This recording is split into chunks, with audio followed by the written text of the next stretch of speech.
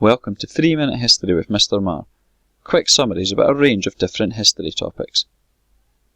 Today we're going to be learning more about life in Scotland, and we're going to be focusing on a brief history of Kilmarnock. Kilmarnock is one of Scotland's main towns and is found in Ayrshire. The origins of Kilmarnock go back quite some time. Archaeological finds in the area show that since the days of prehistory there have been humans living in the area. The name itself is something of a certain debate.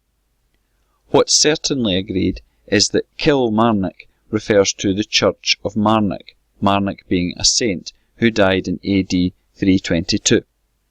The debate comes around the specific naming. It is suggested in some cases this was based on a church that Marnock himself built in what we now know as Kilmarnock. Other people suggest it was a church that was built centuries later in his name. Kilmarnock's role in Scottish society can be traced back in particular to the 1100s, when Cunningham, the area in which Kilmarnock is located, became part of the Kingdom of Scotland. For much of the time, Kilmarnock itself was a reasonably small town or village.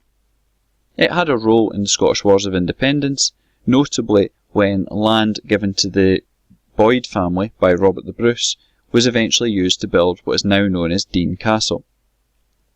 The Boyds became a prominent part of the Kilmarnock area and controlled much of it for around 400 years. The next major part of Kilmarnock's development was in 1592, when King James VI attached a charter to the town, and this really helped in terms of developing the economy and allowing the opportunity for foreign trade. By the time we got to the 1700s, Kilmarnock was still reasonably small but growing in importance. Its economy was of particular significance, and it was involved in the wool, linen and leather industries. Towards the end of the 1700s, cotton became part of the events as well. The other element of the 1700s Kilmarnock that saw major changes was the development of issues such as streets and bridges, which allowed the overall development of the local area. By the time we get into the 1800s, Kilmarnock is still reasonably small, but will grow significantly due to the Industrial Revolution. Carpet making was a key feature of the town, and coal mining was prominent in the local area, as well as the iron industry, which allowed issues such as the development of locomotive building. The whisky industry was prominent in the area too. But by the time we got to the 1900s, we began to see economic decline.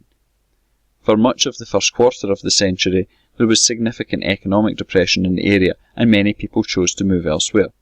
And particularly towards the end of the 1900s, the major collapse of coal, as well as some other industries, saw economic problems in the area. Modern Kilmarnock has had to manage this. The collapse of the previous manufacturing and heavy industry that marked much of the economy has seen economic problems faced by many people in the area. In recent times there's been a growth of the service sector, including call centres in the area. The club's football club continues to have a mixed success as well, although in 2012 it enjoyed its most recent triumph, winning the League Cup by beating Celtic.